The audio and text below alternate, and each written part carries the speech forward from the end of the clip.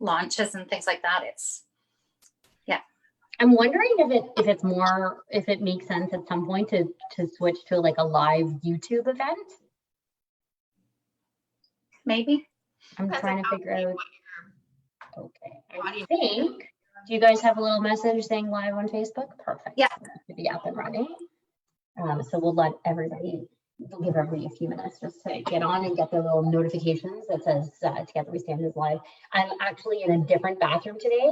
I just moved out of my house yesterday, which is great.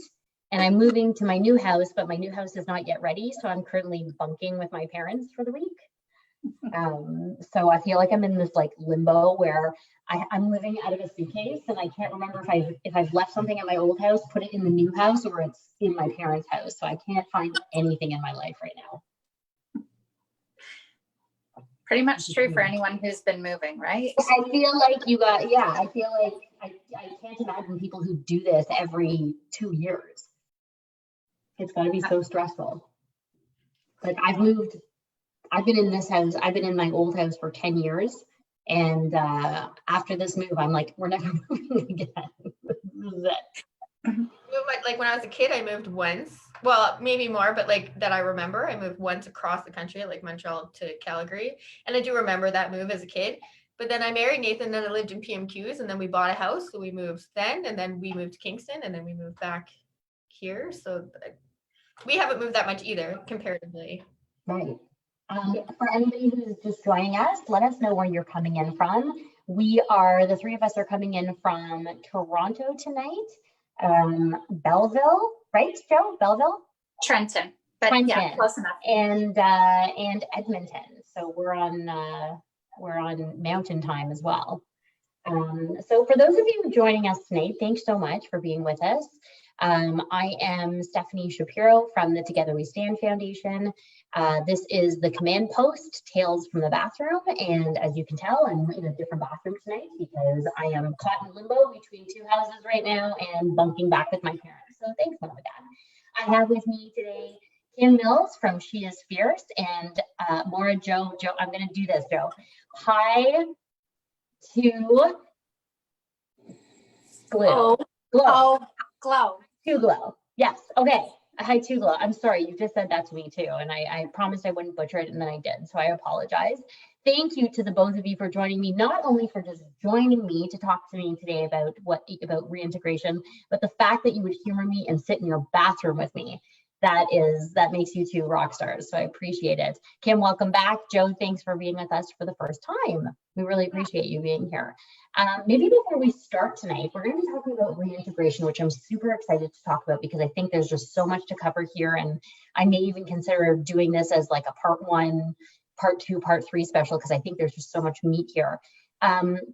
But let's start with just some quick introductions. Kim, you've been with us before, but maybe give us a quick history of your military family background, how long you've been doing this for, kids, no kids, deployments, postings. Give us the quick rundown. I think I'd be better at this by now.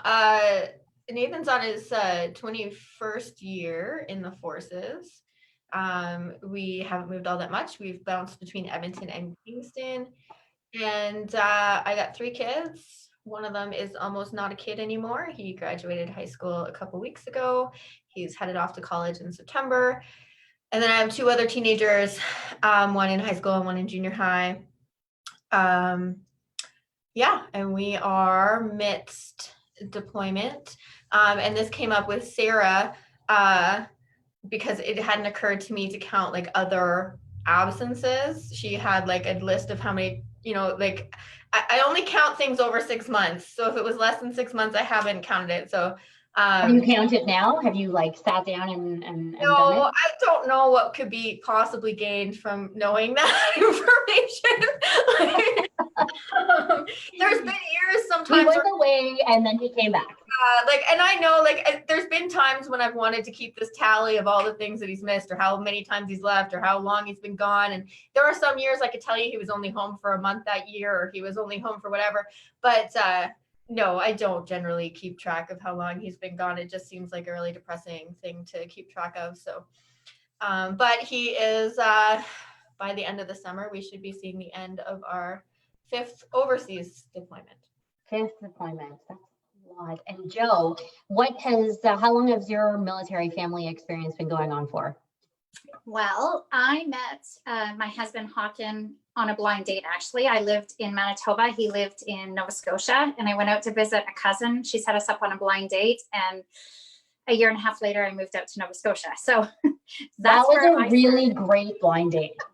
That must have been like Hawk. I don't know what you did, but you know what? He's like, can you give me a kiss? I'm like, no, I'm just not interested at all. But you're a really nice guy. And then he was just a really nice guy, and we just dated long distance and had a great connection. And I think he showed me my own self-worth. He's such a fantastic man, and I'm very blessed to have him in my life. But he's been with the military 29 years, and it'll be 29 years in August, actually. And I've been with him for 23 of those 29 years. And so it's been interesting and fun and fantastic. I moved out to Greenwood. He's a pilot with the military. So we went from Greenwood to Moose Jaw, where he instructed there for 4 years, started our family there, and then moved to Trenton 16 years ago. And I own my own business, have for 14 years. And my kids are now 19 and 17, and my daughter's going to her last year of high school, and has aspirations to be a pilot. She's also part of a team that has developed a biodegradable plastic that degrades in the ground in 14 days. So she's been over to Abu Dhabi to World Science Fair, things like that. She's a pretty fantastic kid. And then my son, who's 19, is an actor, just finished his first year of college, going online for second year in film and TV production. And he's working out of Toronto. So yeah, he's living here though with us right now. And a lot of deployments, or more training, or? So if we're talking 6 months, he's only done one 6-month tour over at Camp Maura-Jo when we first were here in Trenton. But here's the thing, and I like him, I don't count. I wonder when he's home. Basically, I don't know where, half the time I don't know where he is, because he's an instructor in training on one of the planes. And so he does do quite a bit of his training overseas.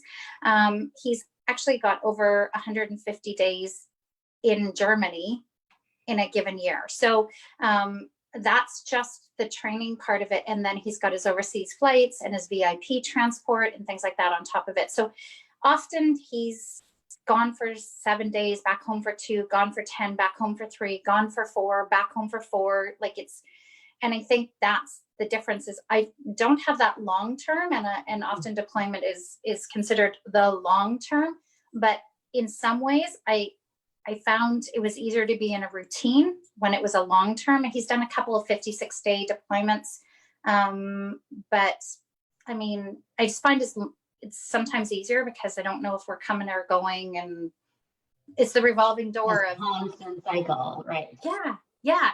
So let's get into it. So for reintegration, for somebody like me who's only just gotten into the military industry and starting to understand what military families go through, I had never heard of reintegration before, and then it started popping up quite a bit in speech, and it's something I've been trying to learn a little bit about. For people watching who haven't either gone through it yet as a military family, or who are watching and they are civilians, what is reintegration? How would you kind of sort of explain that to the average Joe in terms of what that means for a military family? And I'll throw that out to either one of you. Well, reintegration is just a word that, I mean, if you Google reintegration, half of what you will find is people coming out of the prison system, or people coming out of any kind of long-term place where they were away and having to reintegrate into the world that they were in before they left. So reintegration is the process of when someone has been away long enough that they have lost kind of that ability to fit seamlessly back in. You know, if you go away for a weekend, you're still part of you know, the process of your family when you come back, but eventually absences, you lose. Yeah, I don't know. I'm sure that there's a very like social worky scientific. No, I'm with you here. I'm not looking for the like social definition. I want to know what it means to a military family. Really just that time, the time period following their return where the family is attempting to readjust to having an extra member. And it goes both ways. The member has to adjust to being back at home, and that can vary in severity depending on the type of location that they were while they were away. But also the family is attempting to you know, adjust to having another parental figure. The family's adjusting to having just another person around the house. The spouse is adjusting to, you know, taking into account another person again. If someone's gone long enough, you don't make decisions as a couple anymore. You're used to doing things on your own. So, I mean, in terms of family life, reintegration comes from like 3 different perspectives. You're going to see reintegration from the perspective of the member. You're going to see it from the perspective of like the family unit, and you're going to see it from the perspective of the kids and the spouse separately. They're all going to have different. And it's not necessarily a positive. I think that's the big thing about reintegration is that you have reunion videos, like there's, I won't use the term that we use for those homecoming videos, but there's reunion videos or homecoming videos tend to be kind of, and I've written about it before, the version of military life that a lot of people will be exposed to, and the only idea of what military life looks like. For a lot of people, all they'll ever see of military life is those adorable soldier homecoming videos, montages of, you know, like here's 20 soldiers coming home and surprising their families. And that is such a very, you know, they're cute and adorable. I've made one of them before. Like there's nothing wrong with them, but they're like this little tiny snippet of what that looks like. And deploy, like homecoming isn't the story of reintegration. It's just a moment. So you kind of are going towards something that I want to know. You know, we talk about reintegration, and the only reintegration that most civilians have seen are those YouTube videos of like the soldiers come home and oh my God, the kids are so happy and the wife or the husband are so happy. Why does it feel like I'm opening up a bit of a can of worms when I bring up the topic of reintegration? What is it that, and it feels like a lot of military families are like almost a little iffy to talk about it. It seems like a really sensitive topic. What is it that makes it so sensitive? So if I can interject here, I feel like there's sort of a cycle of reintegration in the sense just because we do it so many times is it ends up being the honeymoon phase. That first day, you're home, I'm excited to see you. The next day is like, you're kind of in my way. Can you just back off? Or, you know, like, don't, like, you're touching me a little bit too much. I'm not used to somebody touching me or being around me so much. And then the third day, it's like, would you back off and go find your space here? That's how it is in our household. There's that sort of 3-day, and then we gear up for you to leave again, right? So sometimes I feel like it just depends on the time of life. But when Hawk was doing it when the kids were little, I felt like he came home to have his laundry done, have a bit of loving, some home cooked meal, and then he was gone again. And it was, I'm not going to lie, it was tough. And I was resentful of, you get a break, I don't get a break. But the other part of it was that because I had been in so much in mommy mode and so much in home mode and so much in business mode, that it was, I had to really make a conscious effort to try and make space for him, right? And that was exhausting. But I had to make that conscious effort, and he felt like he wasn't fitting in. And so I think that's where some of the angst and the bitterness can come in marriages and reintegration. It has to be talked about. You have to be a good communicator for sure about, and you have to give them something to want to come back to, in the sense of, if you're always doing everything and they're not finding space in their home, I think it's tougher for them sometimes than it is for us. We're making space for them, but they're trying to fit in. That's my experience anyways. It may be very different. Like, everyone's different. Whether it's a long deployment or a long training or a 2-day on, 10-day off, 3-day on, 4-day off, is there a bit of a period where you start to become comfortable sort of just being on your own, and so you kind of have to figure out how to not be on your own anymore? Or, like, I'm just trying to think about myself. Like, if I wasn't with somebody all the time, I would probably be comfortable just keeping my own company. And it's kind of like what you said, Joe, like at a certain point I'd be like, you're kind of in my space. Like, does it kind of always feel like that you're just keeping your own company, you're doing your own thing, and then somebody's kind of invading that space? I think there's a big difference between, and we've done periods where it was kind of short and back and forth, and a lot of families do IR, which is weekends home for, it could be years, where they only come home Friday to Sunday. I call that Disneyland dad, when, because they don't it's hard to discipline or be part of the family other than just kind of being happy to see them, and the spouse at home is the one that's kind of dealing with the anticipation of them coming back on Friday, and then the high of the weekend, and then the crash as soon as Sunday happens and they leave again, and then you have to do it again. And I find that cycle to be different than if you've done, say, like when my spouse comes home this time, it'll be about 7 months, and like that's in January that he left. So if you want to think about the ways that the world has changed, it's kind of a good example of what it looks like reintegrate. Your life changes in half a year. Where you keep things, where you put things, what color you've painted the bedroom, what activities your children are in, everything is different. And that spouse is coming back to a place that has adjusted without them.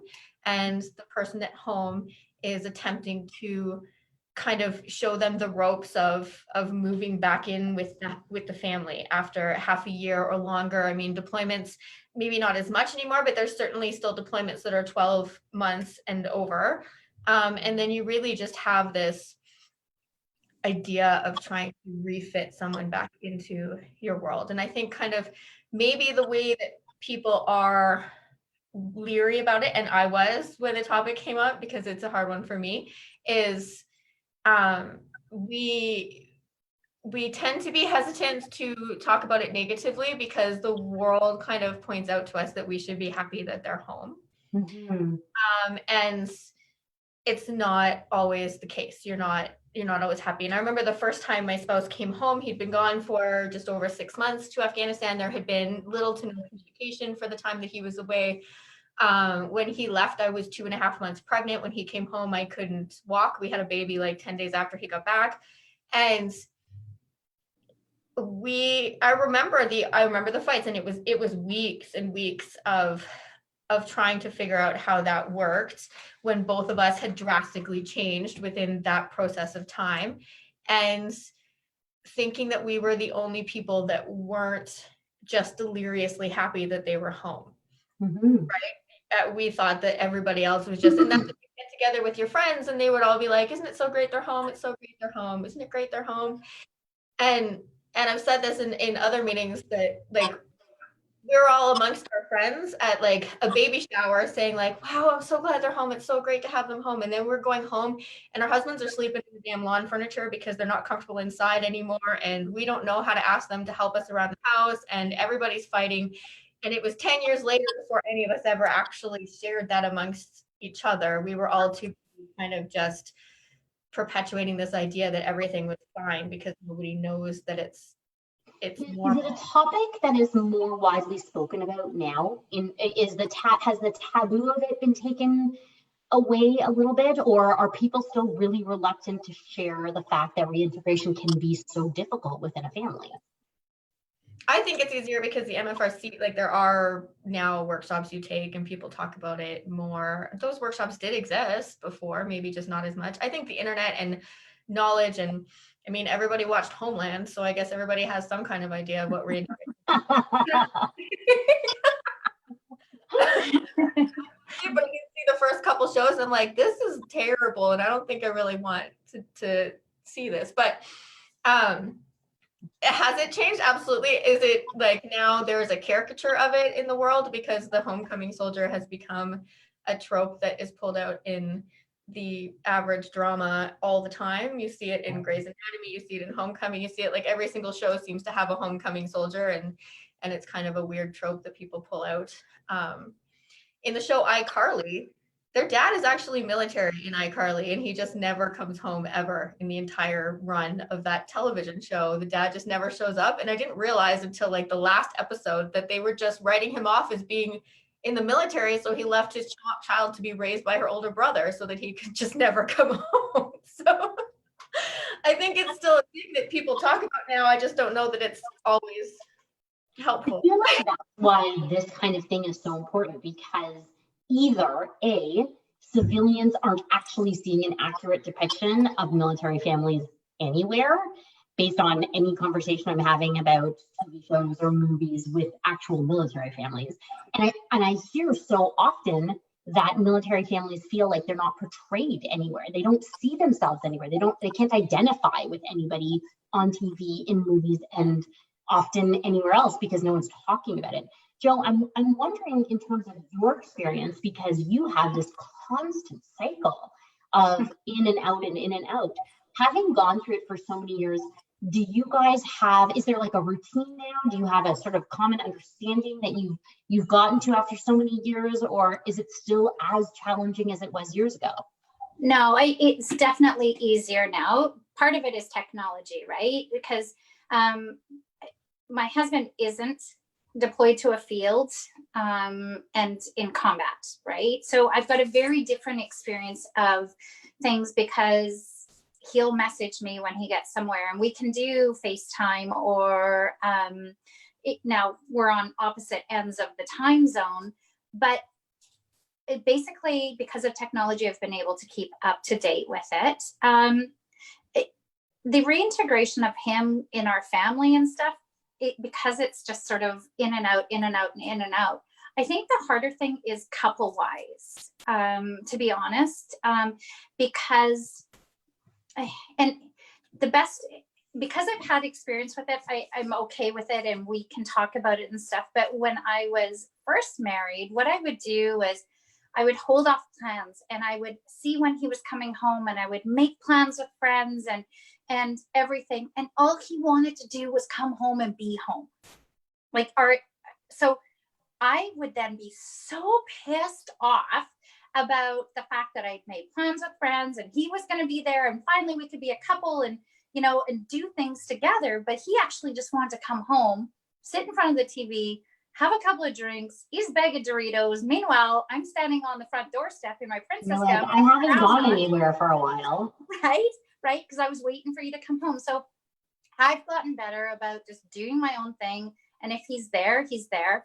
I think some of the hard things are because we've been in one place in one location for so long, we've got non-military families. And so there isn't the same level of understanding. I always find that military families get it, that you're going to have shitty days, bottom line, and other days are going to be fine. And yeah, we do talk about this more often now, but I think that comes with experience. I remember somebody who was more experienced in the military telling me, oh, that's okay, he'll be home in 5 or 10 days or whatever. And I'm thinking, don't say that to me, right? Because I was at home with 2 young children. Now I'm that person who's like, don't worry, he'll be home in 10 days. It's all good, right? But because I have non-military friends that maybe not have the same understanding, when we go to Thanksgiving or Christmas events or things like that with those families, it's always the question of how's Hawk, where's Hawk, this, you know, and sometimes that's hard because I'm like, he's not here again. Like, I think out of being married for 21 years, he's been home for maybe 4 or 5 anniversaries, right?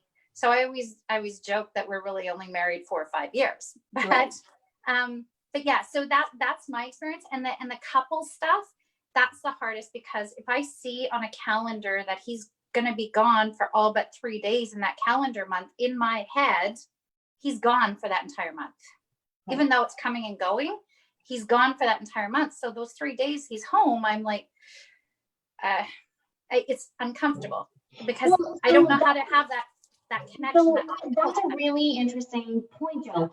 I'm looking at Kim, who's now been without her husband for, it's going to be 7 months total, Kim. And There, yeah. and Jo, you're constantly in and out and in and out. I look at, you know, I am not part of a military family, and I look at the fact that I'm battling work and I'm battling children and just trying to find the time to connect with my husband and get that closeness. And sometimes when we actually go on a date and it's just us, it's a bit awkward. We're like, I forget to how to have a conversation with you, and we live in the same house all the time. How do you connect? How do you? Is it a constant disconnect and reconnect? Whether Jo, it's this constant cycle, or Kim during the time that he's away and then trying to get that closeness back? Or are there, you know, I'm looking at the fact that you guys have both been married for so long. What is the key to getting that marriage, that closeness back during all of these absences? I think that the important part is to realize that everybody's relationship works differently. So everybody's going to have their own pieces that make sense. I remember an older spouse telling me, and Nathan was 20 the first time. I was 20 the first time Nathan went to Afghanistan. And so I look back now at, like, and I'm like, if I saw a 20, like, they're like babies. Like, I'm like, wow, I could be your mother. Like, they're just little. But I remember an older spouse kind of giving me a heads up, and she had this rule, and she'd always had this rule, and she called it the no sex on the first date rule. But she had a very, like, if her spouse was gone for more than a certain length of time, and it was, you know, about the half a year mark or whatever, there was no expectation of, you know, jumping his bones as soon as he got home. Like, there was this I would imagine there's so much pressure there between the two of you. To space. And I've also know plenty of spouses who, like, the moment the guy is back, they're like, everybody needs to clear out of the house. We have a babysitter. Like, we need a whole weekend. Like, everybody. So, I mean, you just have to get that, like, what works for me, or what, you know, how our family kind of works back together, or how our couple kind of works, isn't necessarily how other people are. I honestly feel like this current, I am old enough that.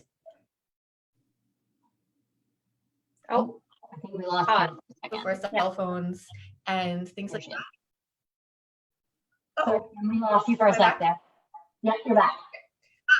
I remember, like, before cell phones, before texting, before, you know, and so it wasn't, I feel like for me, it was easier to go forward than back. Like, if I look at my son, who, when he goes overseas or whatever, he's in the Army Reserves, if that becomes a career, if he's away from his partner, that will be a very different experience if there's a lack of communication, because he is used to constant communication. We started our first deployment where I didn't talk to him for 3.5 weeks because there was no satellite connection and whatever.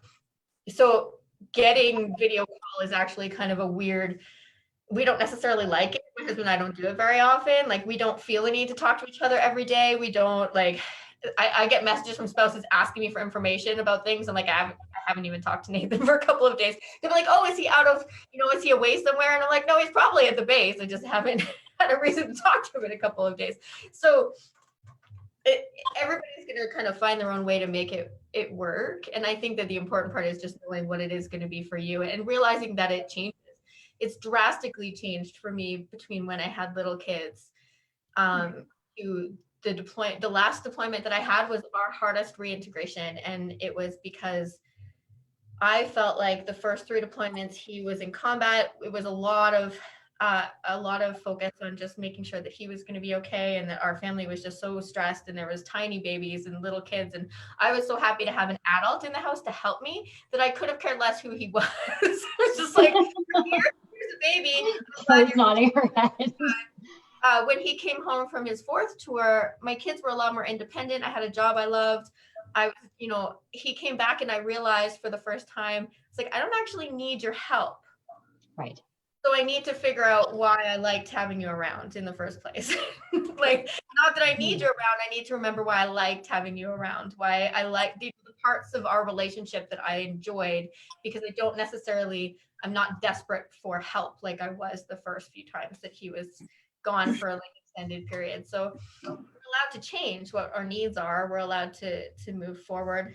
And I think that every relationship is going to have to find their own way that they reconnect afterwards, as long as they understand they're not weirdos. You seem to be nodding. It seems like what Kim is saying is really resonating in terms of like needing help versus like really needing to know why you actually like that person.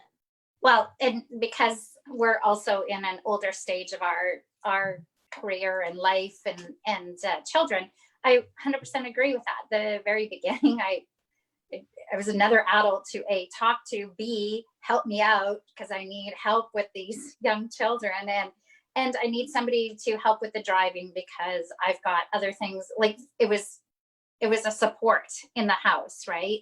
And yeah, and then just reestablishing sort of why I fell in love with you on that blind date, and why I wanted to have you in my life, and why I like you. And we do, we really make a point of, when he's home for more than like 2 days, we will book a night in Kingston or a night in Toronto, and we call it our dirty weekend. And the kids are disgusted with it, but we're like, So Mom you and Dad actually need a say dirty this out loud weekend. to the kids. Right? We need a dirty weekend. And it was just, it's sort of just our fun dating. And it only happens maybe once or twice a year that we go and do that. Not us having sex once or twice a year, because poor guy, but it meant that we just make a conscious effort, right, to be able to reconnect at a different level, at a couple level. I mean, we connect at home, but really when he's here now, my son's the one that really needed him the last few years. Like, that has been that father figure. So they actually, it's just a different relationship. Like Kim was saying, there's sort of 3 different things, right? The kids, the partner, and So the couple. let's go to the kids for 1 second. When you're raising, let's start with younger children. When you're raising younger children and you are the mom, like there's no one else around on a regular basis, but you are the mom, how do your kids react when a second parental figure comes in and tries to assert themselves as a parent when they've come home or when they are home?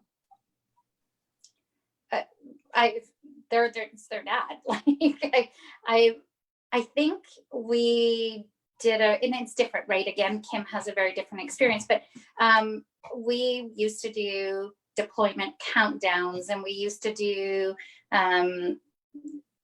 they would have a shirt on their pillow, or one of his shirts as their pillowcase, to just, when he was gone for the longer period of time. But when he came back, the kids knew not to play. And I think we were so open with our communication that it was like, well, if that's what Dad said, like, they're his kids too, right? And I think what we sometimes do is we want to be in control all the time, because that's what we've had to do.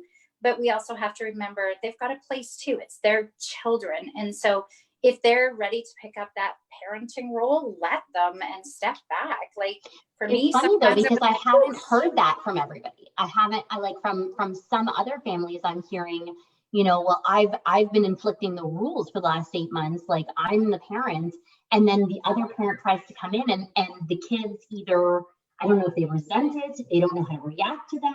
It's different rules. How's it been in your life, Kim, with these rules deployments? I don't know that I could think of them being particularly My husband is a lot more, my, my husband has that kind of army rigidity at home that he does at work. I'm sure, I don't know, the people he works with might agree, but so I don't know that my kids have ever just like been like, I'm not listening, or I'm not doing any of that, but I have heard frequently kind of the advice that, and I don't know that we've ever followed it to the letter, but it was kind of a good option if it's something that people are dealing with, is for the member to come home and be an observer for a short amount of time. And especially after a particularly long go, because coming home and immediately, they don't necessarily know what the rules are anymore. Like, I can remember times where I'm like, well, that isn't the rule anymore. Like, we talked this over and we've changed it. And so you coming in the next day enforcing a rule that we haven't enforced in weeks, just because you still think it's a good idea, isn't the best option here. So I have, and I don't know that we have always done it, but I know that, some ways that families work with it is to have the member come back as more of an observer until they feel like they get a lay of the land and that the people are comfortable, having more conversations, being like, I noticed this happened, maybe behind closed doors from the children, so they're not, seeing mom and dad argue about whether or not this rule is still a rule, or whether it's important, or whether we're going to go back and enforce it. Whether that works for everyone, like I said, I don't know that we've always done it, but I know that it has worked for other families in those positions.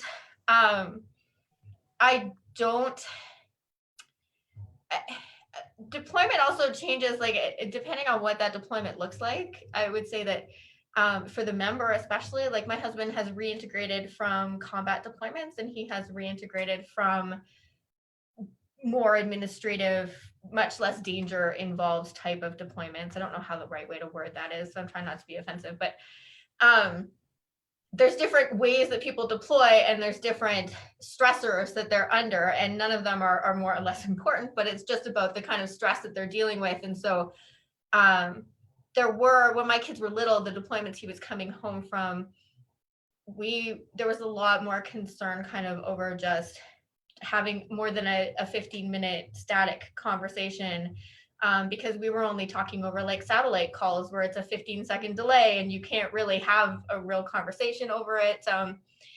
So you're whereas this deployment, if I need to have a conversation, I just have to tell him, and we can arrange a time to have a video call, so there's different ways that people have had to cope during absences, and that's going to affect what it feels like when they return and how much information you've been able to warn them about, I guess, in advance. That's actually what I was going to ask. Is there, sort of while you build up to that, I'm coming home for a significant period of time stage, is there a conversation? Are there conversations that are had to be like, let's talk about parenting, let's talk about couples, let's talk about what life looks like when you come home? Is there time or is there energy put into that, or do you kind of just hope for the best and see how it plays out? For us, it's more about parenting and sort of what's going on with the kids, right? As far as us, we'll say, I miss you or whatever. And when I don't speak to Hawk every day either when he's on the road, because you know what? I have nothing to say. Like, honestly, I just don't have anything to say to you. So, and not that I don't want to talk to you, but I don't know what to talk to you about. I have nothing to offer, right? So I have a little notebook when he's away that I'll write down on a notebook about things that went on as a trigger to remember, oh, next time I talk to him, I want to tell him about this, or make sure I talk to him about this. And that's sort of, it's kind of like a log of what we're going to talk about, because sometimes time is tight. And so anyways, that's what we do. We don't necessarily talk about what us as a couple, but we do talk about family issues and any kind of, I don't know, for me, my business, and for him, he doesn't really talk about his work other than what his schedule is coming up and what to expect in the next, he's heard about this and what to expect in the next 30 days, and make sure you mark this off on your calendar. And, oh, did you see this event? And more scheduling stuff. Right, right. And you can with your husband close to coming home. Is there like a build up to that to say, you know, here are the things that we need to figure out before you get home so that we can make the transition easier? People shouldn't always necessarily follow my example because I am. I'm okay. Disclaimer: Kim's experience is not everybody's experience. Not everybody should do what Kim does. I feel like that should be like my tagline. I don't do, and people who have been reading She Is Fierce for a while would know because they love it, and I'm always like, that's a terrible idea. I don't do countdowns, and I think that my children will likely have trust issues based on the fact that I have legitimately never warned them that Nathan was coming home, because I do not trust that Nathan will be home any time that he says he's home, and I don't deal with disappointment well, so I don't put that out there. The concept of having any kind of, like, you know, the jar with the kisses or the countdown, I've seen like the countdown ribbons on they tie it onto, there's 1,000 really creative and adorable ways for families to count down absences. I cannot imagine how badly that could go wrong, and I think that I'm just like a pessimist and I'm very jaded, and I just don't do them. So I don't know that we have, like, especially if he was doing decompression somewhere, so combat trades will often decompress in the third location before they come home, or at least they have in the past. I tried to use those decompression times every once in a while too. I remember us putting aside money because we were so broke that first tour to pay for a long distance plan so that we could talk for an hour before he came back from his first tour, because he was in decompression in Guam. And so we figured out how much it would cost for me to be able to phone the hotel and talk to him for an hour, just because I was like, I need to like feel like I've had a conversation with you before you get back and everything becomes nuts. And so we try to do that, I guess, to just talk a little bit more, but I don't know that we have any. I kind of just shove him things. What does reintegration look like now during COVID? Joe, I want to go to you really quickly. Your husband is constantly in and out of the country during this time. Is there does he have to be quarantined for periods of time every time? So he actually hasn't been during this time. He was pulled off of the plane and put into operations management. So he was sort of managing all the plane flow stuff and quarantining people and the crews and things like that. So now he leaves for Germany on Canada Day, actually, for 2.5 weeks. It'll be different. I don't know. I really don't know. What I do know about people who are going to say a Kalowitz or Nunavut, they are having to quarantine for 14. They have crews, right, that are traveling only to those locations. And they've actually, it's almost like they're deployed in their own town, if that makes any sense. So they are staying together as a crew, right, for 14 days. But the problem is that you have to quarantine and then go and come back and quarantine, and they'll send you out again during that time. So you're constantly in this quarantine cycle, right? So what does that mean for us? It means that he self-quarantines, he comes home, but he doesn't come home. He goes out to our trailer, or he lives downstairs in our house, and we just don't go downstairs. Like, I mean, so it'll be interesting to see, because they are taking a different form of transport, and things have been arranged to help make it safer, I guess. So I don't know. This is honestly the longest we've ever been together since our marriage. So he's been home for 3 months. How has that been? You know what? It's been awesome. And I'm actually a little bit anxious about him going, because I've gotten used to him being here now. Right. And so it's weird for me to say I've gotten used to my husband being around for 3 months. He's been around for 3 months. So that's weird for me to say that. So I'm just anxious about, okay, what does this mean? Like, we're back into that mode, and you know, it's all good. We were talking, Kim, about just about the whole reintegration and the kids and everything like that. And I think one of the things that really hits home for me is the kids don't notice as much as we do. And because I know his schedule, my kids don't know his schedule. And my kids can be 3 or 4 days and they're like, well, where's dad? And I go, he's been gone for 3 days. Oh, I didn't even know, right? Or I think the hardest thing for me is when he tells me I'm leaving on Thursday, he leaves with his suitcase and he comes back Thursday night. And I'm like, what are you doing here? He's like, oh, the plane broke or this, and I'm not leaving now till Saturday. And that just throws everything.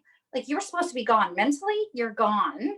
Right. And now you're here in my space. I think that's hard too, right? And so like, I honestly, when you say this is your schedule, it's never written in stone because it's always forever changing, as Kim said. And I think that's the whole thing. It brings me lots of anxiety, and like not knowing and not planning and not controlling.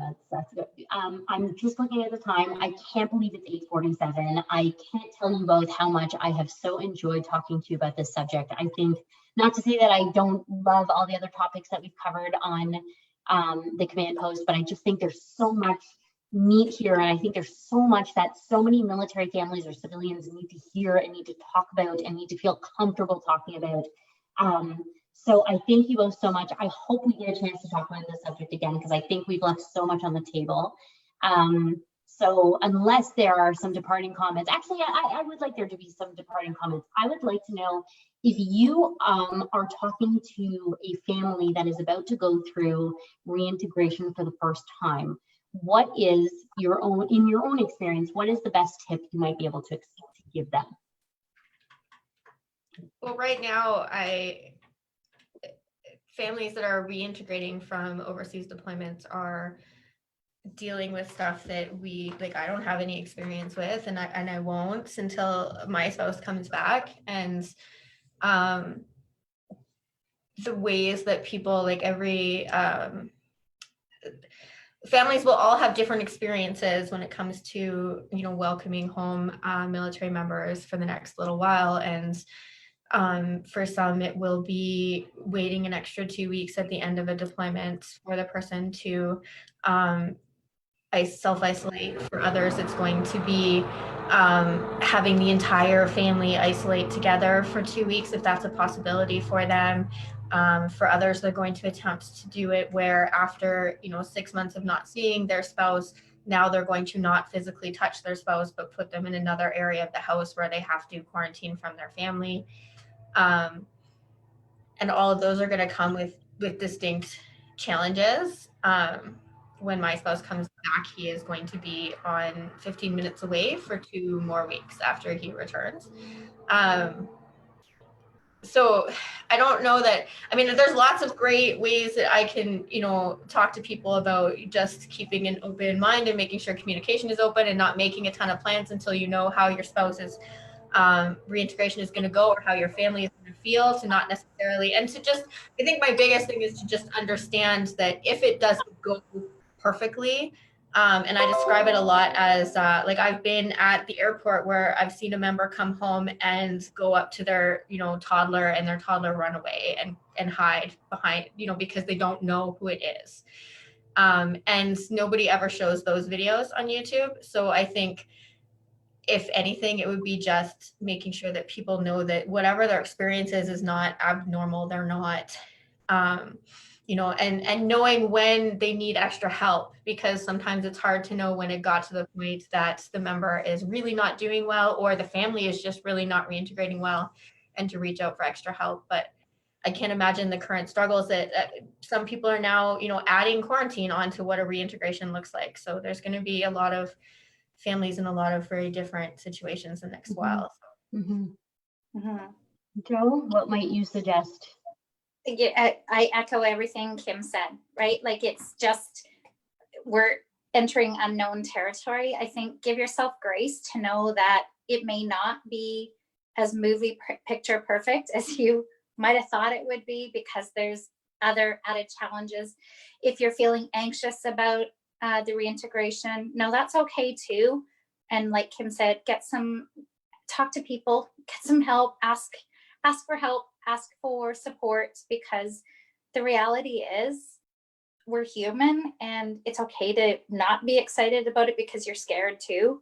But you have that mixed emotion of, I'm grateful they're home, I'm excited they're home, I'm anxious they're home, I'm scared they're home. It's okay. Go through your emotions. You know, I have a saying that I've adopted from a leader that I really admire, and it says, embrace the suck, right?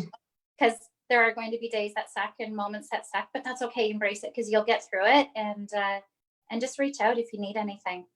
Just because I think it's a really heavy topic, like I think it's important to just kind of end off by letting people know, like the family info line or the member assistance program are 24-hour numbers. And if reintegration isn't going well and you need support, or you're just scared because it's coming and you're not sure what to expect, both of those places will be able to point you in the direction of the right resources. And I don't like to talk about a heavy topic without giving some kind of reach out information. So no, that's great. And I think that that's something that's really important. And maybe we'll put that back up on our Facebook page and make sure that we let everybody know that those resources are available. So I thank you both so much for your time, and so much for being so candid and honest and raw. And Kim, as always, I love talking to you. Joe, you know you're going to be dragged back into the bathroom again to talk about something else, because I have loved talking to you. So thank you both. Thank you everybody who's watching, and I wish everybody a very good